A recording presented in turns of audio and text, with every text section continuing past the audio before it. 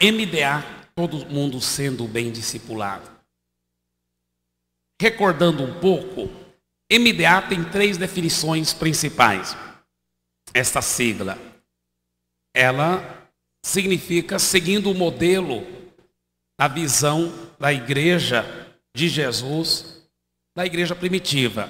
É um modelo geral, que se compõe naqueles corações que muitos de vocês já conhecem. É um modelo de discipulado apostólico. MDA, então, significa um modelo geral. Modelo de discipulado apostólico. Mas MDA também é o cerne estrutural dessa visão, que é o discipulado 1 a 1. Toda a visão do MDA se baseia na visão que todos, desde o pastor titular até o mais novinho convertido, deve continuar sempre tendo um discipulador que vai cuidar bem dele. O discipulado 1 a 1.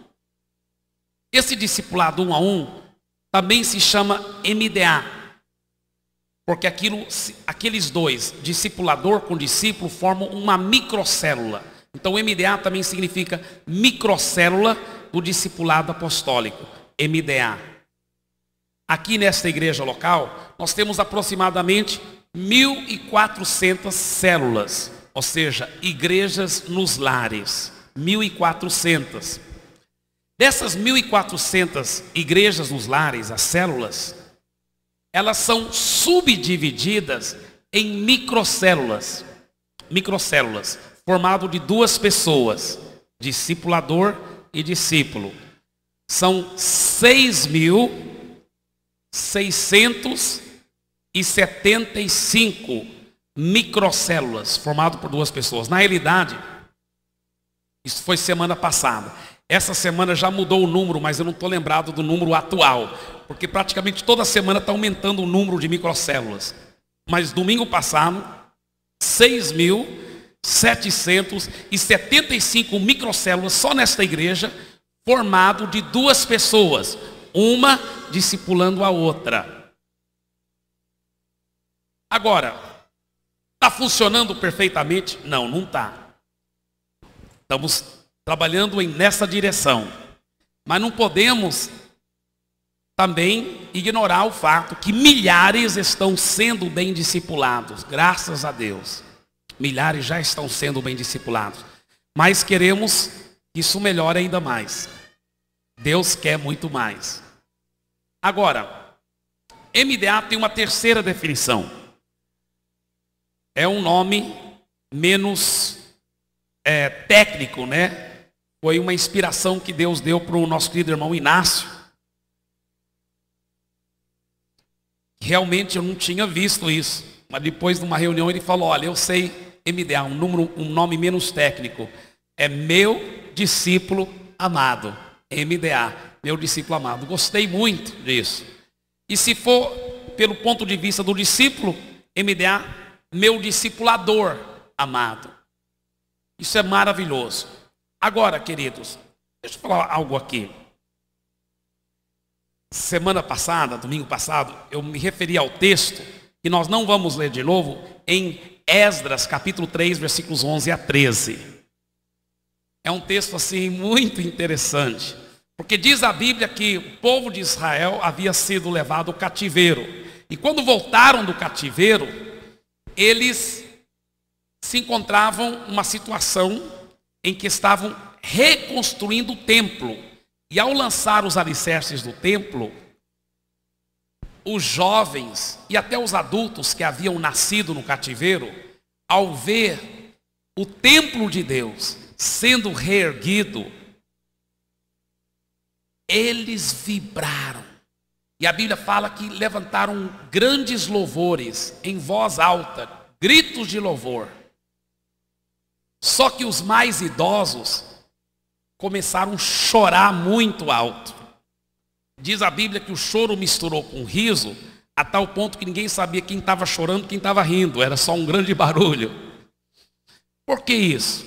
Deixa eu explicar. Aquelas pessoas mais idosas, antes do templo de Salomão ser destruído, 70 anos antes, haviam visto a glória do templo de Salomão. Agora, elas tinham sido levadas para o cativeiro 70 anos depois, agora estavam de volta e vendo a reconstrução do templo. Por que choraram? Eu creio por duas razões. Número um, elas lembraram da glória do templo de Salomão. Era uma glória muito superior a esse novo templo que estava sendo reerguido.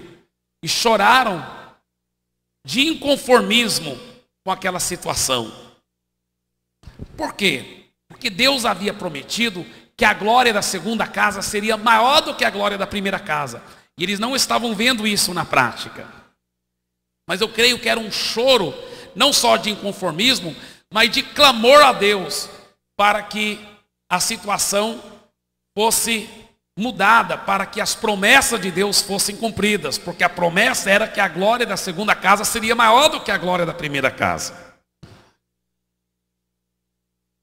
Na realidade, o que o povo não compreendia é que quando Deus falou que a glória da segunda casa seria maior do que a glória da primeira casa, Ele não estava se referindo a um templo físico, Ele estava se referindo a um templo espiritual, da qual nós participamos. A Bíblia fala que Jesus está edificando a sua igreja e nós somos pedras vivas nesse edifício. Não é um edifício físico, é um edifício espiritual e cada um de nós somos pedras vivas nesse edifício. Mas eles não entendiam isso. Mas na nova aliança, no Novo Testamento, nós podemos entender isso.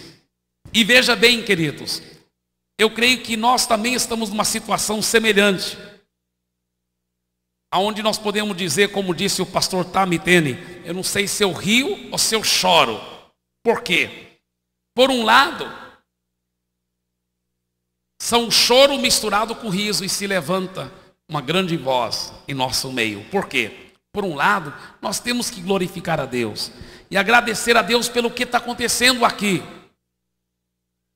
Um dos maiores teólogos do mundo, e certamente o teólogo mais respeitado do Brasil, Dr. Russell Shedd, ele esteve aqui algum tempo atrás, esse ano mesmo, poucos meses atrás.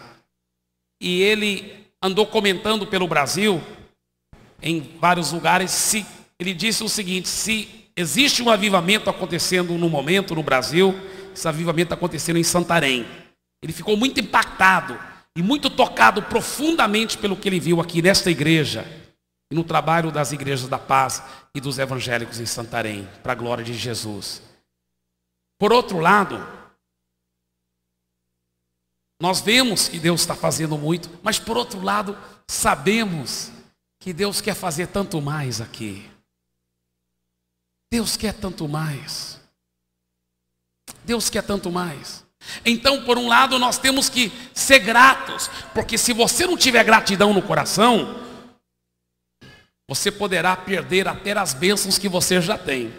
Então, temos que manter um espírito de gratidão e louvar a Deus, como eles louvaram a Deus na época do Esdras. Mas nós também temos que ter um clamor de inconformismo, dizendo: Deus, o Senhor prometeu mais do que está acontecendo. Por exemplo, eu sei que é uma realidade, que nem todo mundo tem um discipulador.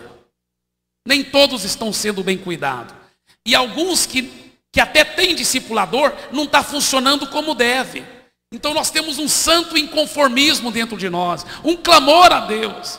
E eu disse para vocês que nós, pastores, estamos pagando e vamos pagar muito mais o preço de oração, de jejum, de organização santa, para garantir que todos tenham um bom discipulador e que esteja funcionando bem. Porque nosso alvo é cuidar bem de cada pessoa, uma por uma, de coração. Nós vamos lutar por isso, nós vamos orar e jejuar e organizar isso cada vez maior pela graça de Deus. E não é só cuidar bem de todo mundo, mas também alcançar novas pessoas e aí cuidar bem delas também. Então, na nossa parte, nós estamos pagando o preço e vamos pagar muito mais ainda em nome de Jesus. Mas eu perguntei para você no domingo passado, e a sua parte? Qual é a parte que você pode fazer? Qual é a parte que você deve fazer para ajudar nessa situação, para garantir o sucesso do discipulado? Você também tem um papel que você poderá fazer. Como que você poderá ajudar, garantir que cada um seja bem discipulado? E domingo passado nós abordamos como exatamente proceder se no caso você não tem um discipulador ou se você conhece alguém que não tenha discipulador. Nós falamos em detalhes bem claros de como proceder se você não tem um discipulador ou se você conhece alguém que não tem discipulador. Eu creio que você já está bem lembrado e está passando na televisão, se você por acaso estava viajando. Mas esse domingo eu quero abordar profundamente. E quando você tem um discipulador, mas não está funcionando como deve? Talvez você diz, pastor Eibe, 2 domingos atrás você disse que mesmo que o discipulador não for bom, se eu fizer a minha parte de colocar em prática a palavra de Deus, de me abrir, confessar meu pecado, confesso meu pecado para Deus para ser perdoado, mas eu me abro com o discipulador, confesso o pecado, ele ora por mim e eu serei curado. Mesmo que não seja um bom discipulador, se eu fizer a minha parte, Deus vai me curar. Isso é verdade, eu disse isso. E é uma realidade. Isso é uma base fundamental que nos deve resguardar de usar qualquer desculpa esfarrapada por não estar indo bem. Porque eu já vi muitas vezes o maligno enganar pessoas que elas dizem assim, eu não estou indo bem porque meu discipulador... Eu não estou pensando em nenhum caso específico aqui, Deus sabe meu coração. Mas em geral essa desculpa tem sido muito frequente. Eu não estou indo bem porque meu discipulador não é bom. Essa é uma desculpa, eu falo com todo carinho, uma desculpa esfarrapada. Porque mesmo que seu discipulador não seja bom, se você fizer a sua parte de obedecer Tiago 5,16 e se abrir e receber oração, você fala com seu discipulador, mesmo que ele não seja bom, você fala... Eu vou confessar meu pecado, eu quero que você ore por mim. E de acordo com Tiago 5,16, confessai os nossos pecados uns aos outros e orai uns pelos outros, eu vou ser curado de qualquer forma. E Deus, por amor a você, porque você está obedecendo a palavra em Tiago 5,16, Deus vai curar você, Deus vai libertar você. Mesmo que o seu discipulador continue com problemas, mas você vai ser curado, você vai ser uma bênção, porque você está obedecendo a palavra de Deus. Agora, mesmo que eu disse isso, e é verdade, eu não estou dizendo com isso que é para você se conformar com uma situação menos do que o ideal. Veja bem, mesmo que essa seja uma realidade, eu não estou dizendo com isso que se você tem um discipulador que não está funcionando bem, que é para você simplesmente ficar calado e se conformar com essa situação. Não, não, não. Tem uma forma que você poderá fazer a sua parte para ajudar tudo ser mais agradável, para ajudar o discipulado funcionar melhor. Se por nada mais, para o bem do seu discipulador, para o bem da visão, mas também para o seu próprio bem. Tem coisas que você pode e deve fazer. Então nós vamos apresentar 3 dilemas e nós vamos mostrar, pela graça de Deus, a solução. O primeiro dilema seria, no caso que você tem um discipulador, mas ele não sabe discipular. Talvez até seja gente fina, pessoa boa, mas toda vez que ele reúne com você, só fica batendo papo, conversando sobre política, sobre... Enfim, não é discipulado nada, é só bate-papo. Ele reúne para discipular, entre aspas, mas não sabe te discipular. Não sabe entrar na sua vida, orar com você, ler a Bíblia, trabalhar com você para te ajudar a crescer espiritualmente. Não sabe como fazer isso. O que você deve fazer num caso desse? É claro que não deve só ficar calado. Tem algo para fazer. Segundo dilema, você tem um discipulador, talvez ele até, entre aspas, tenha um bom macete de discipular, mas a vida dele não condiz. Não coaduna espiritualmente, não é coerente, ele está em pecado grave, talvez adultério ou um vício sério, eu não sei, mas é óbvio que ele não está qualificado para discipular ninguém. O que você faz num caso desse? Terceiro dilema, você tem um discipulador, ele é uma bênção e ele realmente tem habilidade de discipular bem, só que ele não se dispõe do tempo necessário para cuidar bem de você. Então você acaba não sendo bem cuidado do mesmo jeito. É o terceiro dilema. Em outras palavras, todos os três esses dilemas vêm debaixo do título: tem um discipulador, mas não está funcionando como deve. O que você deve fazer?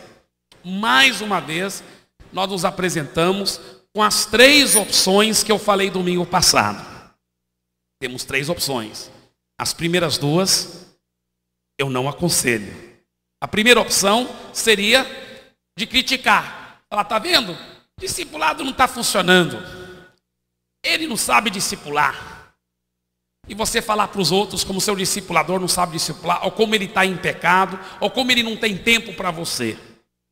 Não vai te ajudar em nada. Você criticar, falar mal do seu discipulador, não vai te ajudar em nada. Além de ser pecado e abrir brechas para o maligno poder te atacar. E não vai ajudar ninguém. Então eu não aconselho a primeira opção. A segunda opção é ficar calado e só ficar orando. Essa segunda opção é muito menos pecaminosa do que a primeira. Mas ainda não aconselho. Porque mesmo que você esteja orando, e isso é muito louvável, você não deve ficar calado, porque aí aplica aquele ditado: quem cala consente. Você tem algo que você pode fazer para ajudar a garantir o sucesso do discipulado. Você tem a sua parte também nessa história toda. A terceira opção que eu aconselho, e essa terceira opção, mais uma vez, se encontra em Mateus 18:15. Se você quiser abrir sua Bíblia lá. Mateus capítulo 18, versículo 15. O contexto aqui é sobre pecados morais. Então, mesmo que o contexto diretamente está se referindo a pecados morais, é um princípio geral na Bíblia, esses princípios aqui. São regras gerais. Então, aplicam mesmo em falhas ministeriais. Pelo menos a primeira parte aqui desse conselho. Pelo menos a primeira parte. Versículo 15. Se o teu irmão pecar, vai arguí-lo entre ti e ele só. Ele está falhando com você ministerialmente falando? Ele está falhando? Então tenha coragem de olhar nos olhos dele, cara a cara, olho no olho, e falar: meu irmão querido, está falhando comigo. Por exemplo, primeiro exemplo, primeiro dilema, você tem um discipulador, mas ele não sabe discipular. Tem um bom coração, coitado, mas ele só fica batendo papo com você. Em vez de criticar, falar mal dele, ou em vez de só ficar calado, não, olha bem nos olhos dele, não faz uma tempestade no copo d'água, só fala: meu querido discipulador, seja genuíno. Um dos segredos para corrigir alguém é sempre ter primeiro um elogio sincero. Então você fala para ele: olha, sinceramente, eu aprecio nossa amizade. Eu acho muito legal que você vem e conversa comigo e cultive essa amizade. O bate-papo é gostoso. Só que eu preciso de mais, querido. Preciso que você ajude a minha vida. Eu quero crescer espiritualmente. Quero que você cobre de mim. Eu te dou permissão para puxar minha orelha. Eu quero prestar conta com você. Eu vou começar a me abrir com você. Eu quero que você ore por mim. Enfim, de uma forma muito natural, você vai acabar indiretamente ajudando o seu discipulador a te discipular de uma forma mais coerente. Está entendendo? Não. Olha, gente, se tem uma das... Eu vou estar falando sobre 3 falhas grandes que eu vejo na igreja moderna hoje em dia. Claro que tem muitas outras além dessas 3, mas são 3 falhas grandes que prejudicam muitos relacionamentos. E a primeira que eu quero mencionar hoje à noite é essa aqui: a falta de coragem de olhar olho no olho, face a face, e corrigir o irmão. Impressionante como as pessoas têm uma tendência tão grande, não é mesmo? De falar atrás das costas, mas não falar face a face com a pessoa. Querido, Isso não é só uma ou duas pessoas. Eu não estou pensando em ninguém especificamente aqui. Deus sabe meu coração. Todos nós temos essa tendência humana de não ter coragem de olhar no olho da pessoa com muito amor e carinho e ajudá-la a se corrigir. É uma falha muito grande e Deus quer nos corrigir nisso. Isso não é certo. Não é certo. E aí, se ele não aceitar? Se ele não mudar? Se ele só, toda vez que ele voltar com você, ele fica só batendo papo? Bem, você aconselhou. Você pôs em prática a primeira parte. Olha o que ele fala. Se ele te ouvir, ganhasse teu irmão. Mas olha, versículo 16. Se porém não te ouvir, toma ainda contigo uma ou duas pessoas. Aí o que você faz? Fala com o discipulador dele. Você vai com o discipulador dele e fala assim: olha, querido discipulador do meu discipulador, eu quero te pedir para juntamente comigo reunir com o meu discipulador, porque ele não está conseguindo me discipular. Eu estou querendo crescer espiritualmente, mas não está conseguindo me ajudar. Então quero que você reúne com ele, comigo, para falarmos sobre isso. Quem sabe que você, como discipulador dele, poderá instruí-lo melhor, como ele poderá me ajudar. Não tem nada como franqueza, amor e carinho para realmente ajudar na situação. Amém? Esse é o segundo dilema agora. Já falei do primeiro. Segundo dilema: se você tem um discipulador, talvez ele até parece que sabe discipular, mas a vida dele não condiz. Está em pecado mesmo. É óbvio que alguém que está em pecado grave não devia estar discipulando ninguém, não é verdade? Então, mais uma vez, a solução está aqui em Mateus 18:15.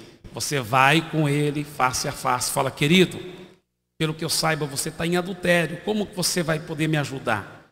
Vamos nos abrir com o seu discipulador, falar do seu pecado, porque você não está em condição de discipular ninguém, com todo o carinho que eu falo. Agora, claro, você não vai falar direto assim como eu falei. Você vai fazer aquele amor, aquele carinho. Você vai dizer: olha, se eu tiver errado, me perdoe, mas pelo que eu fui informado, você está em adultério. Sabe o que você vai descobrir, talvez? Talvez foi uma grande fofoca. É mentira. Eu já vi isso acontecer muitas vezes. A pessoa acredita, o discípulo acreditou uma mentira horrível sobre o discipulador dele. E quando ele vai averiguar os fatos, ele se sente tão envergonhado, porque ele estava totalmente enganado sobre o discipulador dele. Se for verdade, é claro que o discipulador não deve continuar discipulando, e o líder de célula vai providenciar um outro discipulador para você.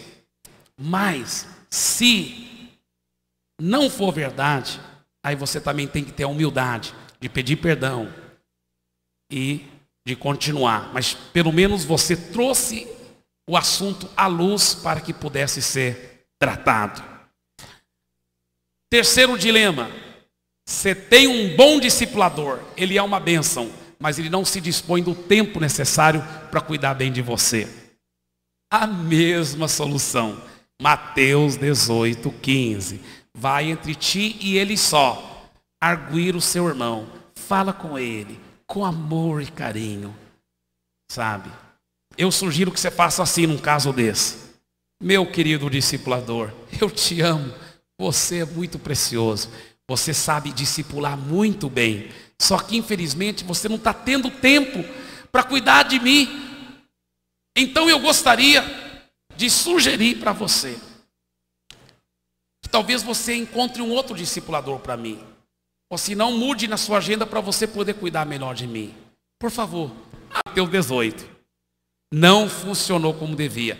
Eu vou falar mais sobre isso daqui um pouco, tá? É bem interessante isso que eu vou falar. Mas nesse momento eu quero falar um pouco sobre os deveres do discipulador. Isso aqui é muito interessante, muito bom por sinal. Os deveres do discipulador. Então preste bem atenção o que nós vamos dizer aqui, porque nós vamos falar sobre os deveres do discipulador e os deveres do discípulo. Então preste bem atenção pela graça de Deus. Primeiro dever do discipulador, é óbvio que isso aqui não é uma lista completa de qualificações para ser um discipulador, mas são algumas coisas muito básicas e essenciais que temos que mencionar para o bom andamento do processo e para podermos garantir que todo mundo seja bem discipulado. A primeira responsabilidade, na minha opinião, de um bom discipulador é ele entender o seguinte, que ele não pode ser um dominador. Uma das coisas mais feias é um discipulador que gosta de dominar sobre os seus discípulos. Isso é horrível. Isso é horrível. Mas às vezes, essa tendência humana de todos nós. Eu sou o líder, então agora eu vou ser o manda-chuva e vou mandar no outro. Miseriqueima. Não pode, queridos. Deixa eu explicar até por quê. No reino de Deus, quem é líder quer dizer que ele é servo do outro. Ele tem que servir o outro. Então a sua atitude para com o seu discípulo é: eu quero lavar os seus pés, eu quero te servir, eu quero cuidar bem de você. Me mostra como eu posso cuidar melhor de você. A sua atitude para com o seu discípulo deve ser de olhar bem nos olhos dele e dizer: olha, eu fui designado por Deus para te ajudar a crescer. A minha missão no nosso discipulado é ajudar você a ser mais íntimo com Deus. Criar dependência em Deus e não em mim. Eu estou fazendo discípulo de Jesus e não discípulo meu. E a minha missão com você, meu discípulo, é de ajudar você a cumprir com os sonhos de Deus para a sua vida. Bem-aventurado o discipulador que age assim. É lindo e que tem essa atitude. Milhares aqui testificariam. Se eu fosse pegar, eu poderia, eu tenho certeza, porque eu já ouvi. Eu estava entrevistando pessoas todo dia por vários anos, testemunhos diferentes, de líderes de célula aqui na cidade de Santarém, das Igrejas da Paz. Eu ouvi tantos testemunhos. Nós temos literalmente milhares de testemunhos de pessoas que diriam: se não fosse pelo discipulado, hoje eu talvez estaria morto, teria cometido suicídio. Se não fosse pelo discipulado, eu já teria separado do meu marido, da minha esposa. Se não fosse pelo discipulado, minha família já estaria destruída. Se não fosse pelo discipulado, eu nunca teria conseguido vencer aquele pecado. Vocês sabem que é verdade. Aqui mesmo, debaixo do som da minha voz, tem centenas. Aqui nessa igreja tem milhares de pessoas onde o discipulado tem funcionado e está funcionando bem. Mas nós não conformamos com esses maravilhosos resultados. Deus quer muito mais. Sabe, meus queridos, a minha intenção principal não é ver que o sistema funcione bem como um fim em si, para que o sistema funcione bem. Não. Sabe qual é o nosso coração? É garantir que cada um vai ser bem cuidado. É garantir que você vai ser bem cuidado. E por isso que eu lhe peço, coopere com a situação. Coopere para ajudar a garantir que o discipulado vai funcionar bem na sua vida e nos outros. Vamos juntos nos unir, porque nós vamos ver, não só como já está acontecendo nas Igrejas da Paz em Santarém, mais do que 10 mil microcélulas, formado de 2 pessoas sendo discipulado. Isso é lindo, mas Deus quer que seja muito mais do que esse. Deus quer que nós cheguemos ao ponto que estejamos literalmente discipulando nações inteiras. E aí sim, e somente assim, estaremos obedecendo a grande comissão: fazei discípulos das nações. Imagina, isso ainda vai acontecer, porque o mandamento em si já tem uma promessa embutida. Ele não nos mandaria fazer se não fosse possível obedecer. E Ele que nos mandou: fazei discípulos das nações. Vai acontecer. Nós vamos ver. E eu quero estar no meio desse fogo. Você não quer também, em nome de Jesus? Amém e amém. Então, queridos, o bom discipulador tem essa atitude.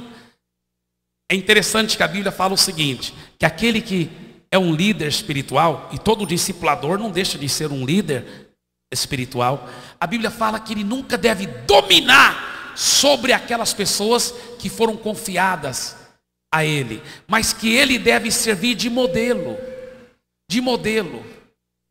Eu gosto da ilustração do discipulador, é muito semelhante ao do pastor.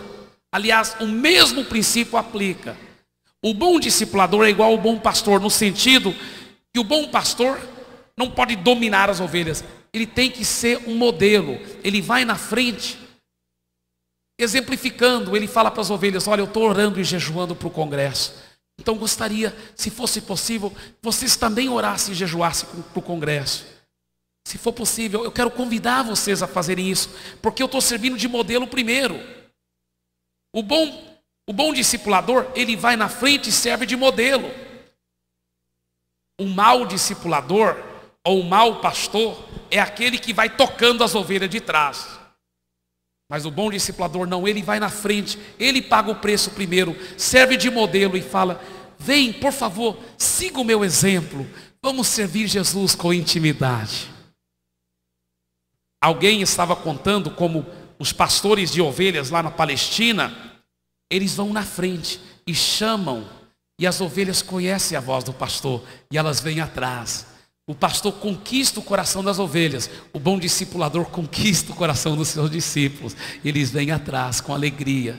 Agora escuta bem, essa pessoa estava fazendo um turismo lá em Palestina, e ele viu um homem tocando as ovelhas assim, lá em Palestina.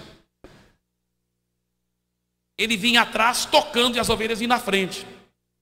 Ele falou: não foi o que eu ouvi dizer, que os pastores aqui de Palestina vão na frente e as ovelhas vêm atrás. Então ele foi lá e perguntou para aquele homem: meu amigo, eu ouvi dizer que os bons pastores aqui de ovelhas na Palestina, eles vão na frente e as ovelhas vêm seguindo atrás. O homem falou: você tem razão. Ele disse: então por que você está tocando as ovelhas? Ele falou: porque eu não sou pastor. Ele disse: o que o senhor é? Ele falou: eu estou levando essas ovelhas para o matadouro.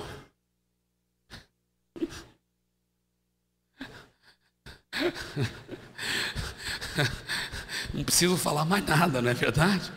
Olha, discipulador, o bom discipulador nunca domina, nunca impõe. Não, isso é a atitude de quem leva a ovelha para o matadouro. Não seja assim.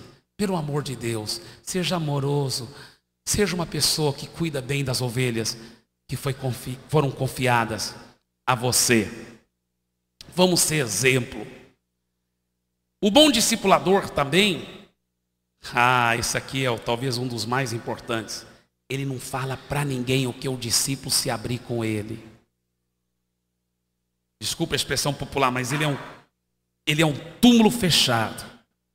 Ele é um confidente de confiança. Entendeu? Vou repetir. Ele é um confidente de confiança. Ele é um confidente confiável. Ele sabe de verdade guardar segredo. Mais uma vez, quero confessar pecado da liderança aqui. Não estou pensando em ninguém especificamente, mas eu tenho certeza que vários pastores e líderes até já falharam nisso. E quantos discipuladores? Eu diria que 80% dos problemas do discipulado, quando o discipulado não funcionou, foi isso aí. É porque os discipuladores não souberam guardar o segredo. Meu irmão, se alguém se abriu com você, está confiando em você, confessou um pecado, pediu oração, pelo amor de Deus, não conta para ninguém. É pecado você contar para sua esposa, para o seu marido, ou contar para o seu discipulador, ou contar para o seu melhor amigo, ou contar para o seu pastor. Isso é pecado, é simplesmente uma coisa, pecado. É errado fazer isso, queridos. E alguém diga assim: não, mas eu contei para o meu discipulador, mas eu sei que ele não vai contar para ninguém, ele é de confiança, meu discípulo nunca vai ficar sabendo. Mesmo assim é pecado, porque Deus viu que você traiu a confiança do seu discípulo. Mesmo que seu discípulo nunca descobrir, você pecou horrivelmente diante de Deus. Não faça isso, querido. Vamos ser confidentes de confiança. Vamos ser confidentes confiáveis. Quem concorda, diga amém, Jesus. Eu diria que o segundo grande pecado, muitas vezes no mundo evangélico moderno, é que muitos não sabem ser confidentes de confiança. Muitos não sabem guardar segredo. Eu vou te falar uma coisa, até a lei brasileira ampara a pessoa que ouvir qualquer pecado ou crime como confidente. Se você for confidente de confiança, você não vai falar para ninguém. Agora, se você vê que para o bem dele é importante falar para alguém ou pedir ajuda de alguém, Você poderá voltar com ele e falar assim: meu amigo, meu irmão, sabe aquilo que você se abriu comigo? Eu estava pensando, para poder te ajudar melhor, vamos falar com fulano, vamos pedir conselho do nosso líder. Isso é muito lindo. Se ele não te deixar, você guarda o segredo e não fala para ninguém. Vai ser entre a consciência dele e Deus, mas você tem que fazer a sua parte e ser um confidente de confiança. Mas sabe de uma coisa? Eu nunca tive um que não me permitiu falar, que eu estou lembrado. Todas as vezes quando o meu discípulo viu que eu queria pedir ajuda do meu líder, porque eu não sabia melhor como resolver essa situação, toda vez que ele viu que era para o bem dele, ele sempre permitiu envolver outras pessoas. Quando ele viu que era para o bem dele. Quando ele viu que era para o bem dele. Se você realmente quer ajudar e amar alguém, você sempre pode ser um confidente confiável. Outra atitude de um bom discipulador é que ele cuida bem das suas ovelhas. Ele cuida por amor. Ele cuida bem do seu discípulo. Por isso que é melhor, queridos, ter menos discípulos, mas cuidar bem deles, do que ter um monte de discípulos e cuidar mal e porcamente. Então é melhor ter menos discípulos e cuidar bem deles. Amá-los de verdade. Não seja relaxado no seu discipulado.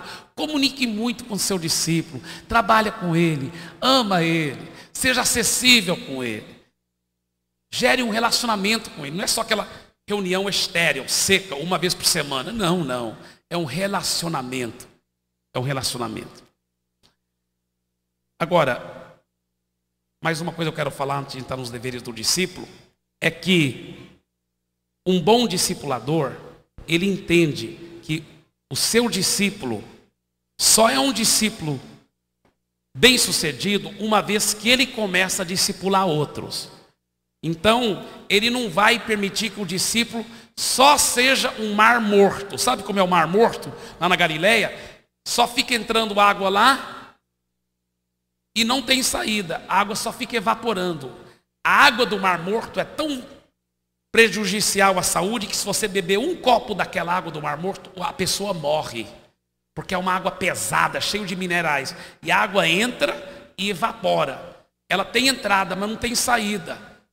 Então, o crente mar morto, ele é morto espiritualmente. Porque só recebe, mas nunca dá. Nunca ajuda os outros. Nunca cuida de outra pessoa. Então, um bom discipulador, ele começa a falar para o seu discípulo: olha, agora está na hora de você começar a cuidar dos outros. É hora de você começar a trabalhar. Na célula, irmãos, não é lugar tanto de você receber. A igreja você recebe a palavra. Na célula você dá a palavra. Você vai trabalhar para Jesus.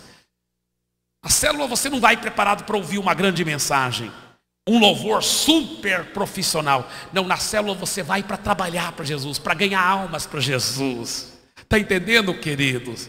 Então nós temos que dar, temos que ser igual ao mar da Galileia, que entra e sai. O mar da Galileia está cheio de peixe, é uma água muito viva, uma água saudável. Assim também, o cristão, quando ele recebe muito, mas também dá muito, ele se torna saudável. Então, queridos, o bom discipulador, ele não se conforma até que o seu discípulo também esteja fazendo discípulos com sucesso. E até posso dizer o seguinte: você somente é comprovadamente um bom discipulador uma vez que os seus discípulos estão também discipulando outros com sucesso. Aí isso prova que você é um bom discipulador. Isso é verdade. Amém? E os deveres do discípulo? Eu quero mencionar só algumas coisas rapidamente antes de encerrar aqui. O primeiro dever, sabe o que é? O primeiro dever do discípulo é ter uma atitude de compreensão para com o discipulador. Tem discípulo que é muito cri-cri, eu falo com muito carinho, não estou pensando em ninguém especificamente aqui, Deus sabe meu coração. Mas tem discípulo que é muito cri-cri, misericórdia. Até se Jesus fosse discipular ele ia achar defeito. Ou pensar que estava achando defeito. Está entendendo? Exige tanto, tanto, tanto. É muito triste isso. Não seja assim, querido. desculpa a expressão popular, mas dê um desconto para o seu discipulador, seja compreensível. Eu ensino para os meus liderados o seguinte: seja duro com você mesmo, mas seja compreensível com os outros. Seja perfeccionista com você mesmo, mas seja bem tolerante e compreensível com os outros. Esse é um dos segredos de ter bons relacionamentos. É você ser duro com você mesmo, exigente, se humilha, pede perdão toda hora, porque você reconhece suas falhas. Isso é ato de humildade. Mas não seja cri-cri com os outros, meu irmão. Quando você é cri-cri com os outros, Deus se torna cri-cri com você também, sabe? E aí o negócio não é bom para você. Seja misericordioso para com os outros e Deus será misericordioso para com você. Então, seja compreensível com o seu discipulador. Veja bem, o meu discipulador tem muitos deveres internacionais e nacionais. Ele lidera mais do que 360 igrejas. Ele tem tantas responsabilidades.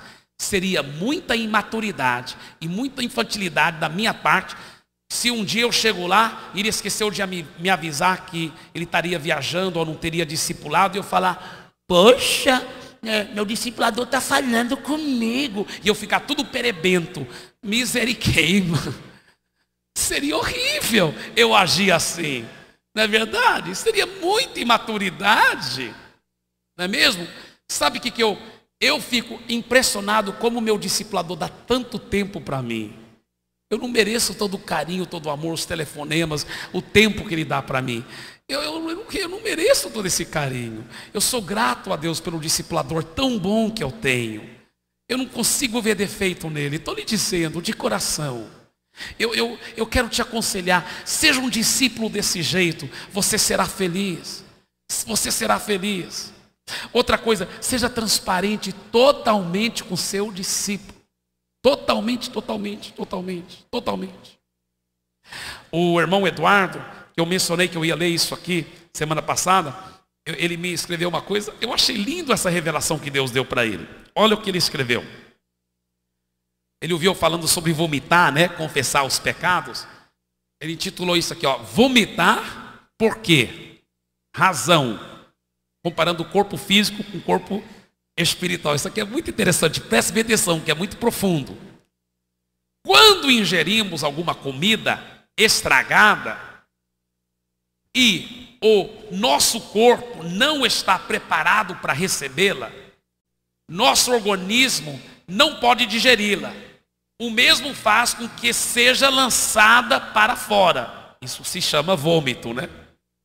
Independente de nossa vontade. Mesmo que muitas vezes antes tomemos alguns efervescentes com medo do ato de vomitar. Todos nós não gostamos daquela sensação do vômito. Não é verdade? O corpo espiritual é a mesma coisa. Quando comemos ou bebemos pecados através da mente, olhos, ouvidos ou boca, isso causa mal-estar em nosso espírito, que também, espiritualmente dizendo, não pode digerir aquele pecado. O nosso espírito não pode digerir, porque no nosso espírito nós nascemos de novo. Então, mesmo que de vez em quando buscamos paliativos, ou seja, efervescentes espirituais, como alívio de consciência, não vai funcionar. Por que nós buscamos muitas vezes paliativos espirituais em vez de realmente confessar o pecado abertamente para o nosso discipulador? Sabe por quê? Por causa do orgulho. Nós não gostamos de expor o nosso pecado. É o orgulho. Mas, olha o caminho da cura. Assim como em nosso corpo físico temos que vomitar a causa do mal para sentirmos uma sensação de bem-estar, e até muitas vezes para ser curado do problema, o corpo tem que expelir, vomitar aquilo que estava estragado dentro. Em nosso corpo espiritual também temos que lançar para fora aquilo que estava nos causando mal. Ou seja, como lançar para fora? Confessando o pecado abertamente, para ser curado. A Bíblia fala que você confessa seu pecado para Deus para ser perdoado, mas confessa para outra pessoa e recebe oração para ser curado. Não só para desfrutar de um bem-estar, mas para ser curado. Muito bem, obrigado, irmão Eduardo querido. Agora, veja bem. Eu quero, antes de encerrar minhas palavras aqui, dizer o seguinte. O bom discípulo, ele é transparente e ele também tem espírito de servo. Peraí, pastor Eibe. Você disse que o discipulador que tem que ter espírito de servo para com o discípulo. Você está dizendo que o discípulo também deve ter espírito de servo para com o discipulador? É verdade. Todo cristão deve ter esse espírito de servo para com todo mundo. E aí, quando os dois estiverem servindo um ao outro, aí que vão estar obedecendo o que a Bíblia diz. Servi-vos uns aos outros. Está entendendo? O bom discípulo, ele fala para o discipulador, você é meu líder. Eu tenho o prazer de servir você. Eu quero ser um bom discípulo. Eu quero servir você também. Mas o bom discipulador fala, não, eu que quero servir você. Eu fui designado por Deus para lavar seus pés. Ah, que relacionamento fantástico, né? Jesus nunca nos mandou ir de fazer convertidos. Jesus disse, ir de fazer discípulos. Ir de fazer discípulos. Agora, o segredo todo é transferência de vida. Eu estou fazendo discípulos de Jesus, não discípulos meus, não. Estou falando de discípulos de Jesus. Escuta o que eu vou falar aqui para vocês. Isso aqui talvez seja a coisa mais importante que eu vou falar hoje à noite. Então preste bem atenção, porque estou encerrando essa mensagem com essas palavras. O bom discipulador, ele compreende que ele nunca pode, nem deve, criar dependência do seu discípulo nele. Não. Ele não está fazendo discípulos para ele. Ele deve criar dependência em Jesus. Então ele sempre aponta para Jesus. Ele sempre estimula o seu discípulo a cultivar intimidade com Jesus. E o bom discípulo entende que ele nunca deve colocar os olhos e a esperança dele em homens. Homens são falíveis e vão te decepcionar mais cedo ou mais tarde. O bom discípulo entende que ele tem que colocar os olhos em Jesus. E que o discipulador simplesmente é um canal para ajudá-lo a crescer espiritualmente. Mas que a dependência dele tem que estar em Jesus. Isso me leva ao que eu quero falar com você, meu querido amigo. Se você ainda não entregou a sua vida a Jesus, não adianta eu providenciar um discipulador para você. Não adianta a sua célula providenciar um discipulador para você. Primeiro, você tem que entregar a vida para Jesus. Porque Ele vai ser o seu discipulador principal. Sempre o Espírito Santo é o nosso discipulador principal. E se você não entregar a vida totalmente a Jesus, o discipulado nunca vai poder funcionar bem na sua vida. Nunca vai funcionar. Mas se você tiver Jesus em primeiro lugar na sua vida, normalmente as outras coisas vão se encaixando mais cedo ou mais tarde. Agora, escuta bem o que eu vou dizer, queridos. Talvez você diga, pastor Eibe, como que eu posso entregar a minha vida para Jesus? A Bíblia é tão clara e simples. Ela diz que são 2 passos. Primeiro, você tem que crer no coração que Jesus ressuscitou dentre os mortos. Que Ele é o Senhor absoluto sobre toda a terra. Segunda coisa, você tem que confessar com a sua boca, declarando que Ele agora, a partir de hoje, é o Senhor da sua vida. Senhor no grego é a palavra kurios, que quer dizer dono absoluto da minha vida. Muitos não entendem porque um dos ladrões se salvou, ele era ladrão, mas ele, Jesus, Senhor, tenha misericórdia de mim, lembra-te de mim quando entrarem no teu reino. O que Jesus falou para ele? Hoje mesmo estarás comigo no paraíso. Mas por quê? Porque aquele ladrão chamou Jesus Senhor, Kyrios, que quer dizer Senhor da minha vida. A partir daquele momento, ele entregou as rédeas da vida dele a Jesus. A partir daquele momento, ele se tornou uma nova pessoa. E a partir do momento que você entregar sua vida a Jesus, que você disser honestamente: Senhor, honestamente, talvez até hoje eu que estava mandando na minha vida, mas a partir de hoje, diante do Senhor e diante dos homens, eu entrego as rédeas da minha vida nas tuas mãos. É uma decisão de qualidade. De hoje em diante, eu entrego a minha vida a ti, Jesus, diante de Deus, diante dos homens. Eu quero te dar essa oportunidade agora, meu querido amigo, minha querida amiga. Vamos ficar em pé, por favor.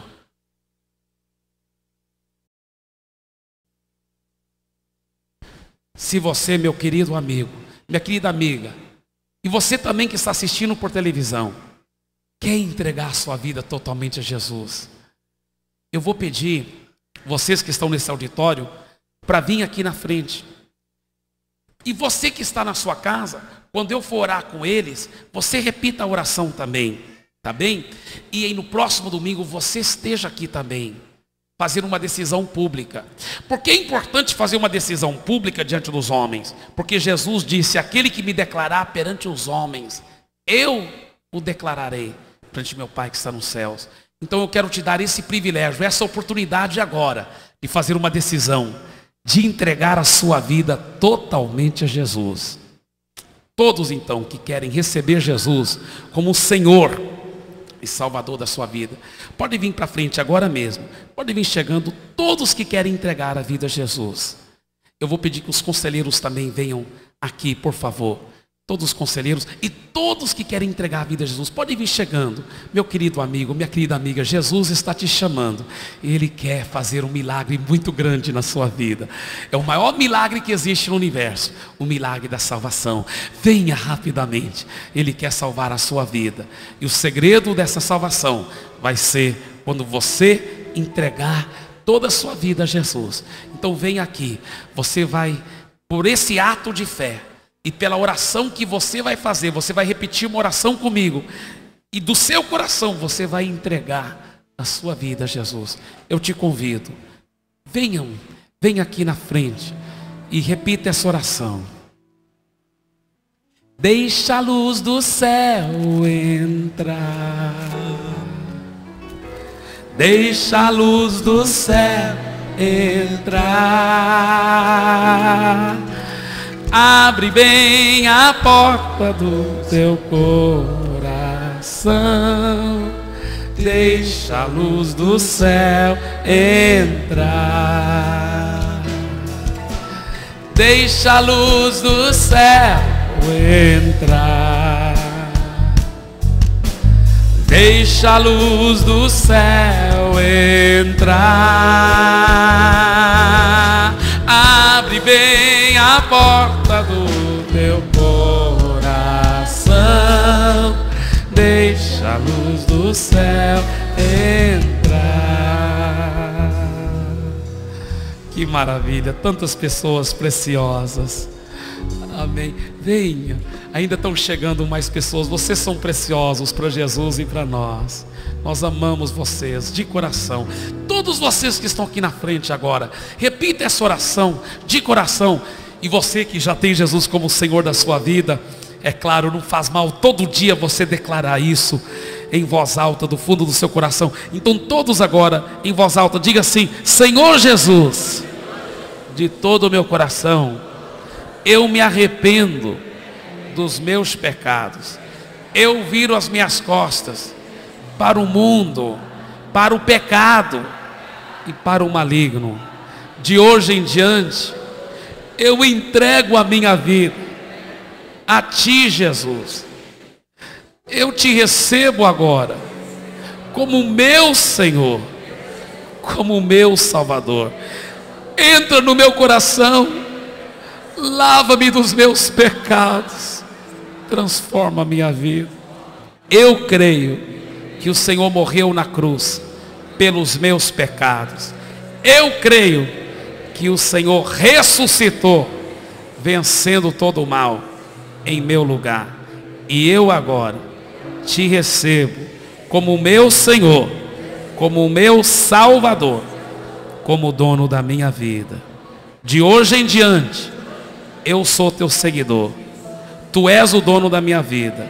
Eu sou salvo. pelo teu sangue, eu sou uma nova pessoa. Amém.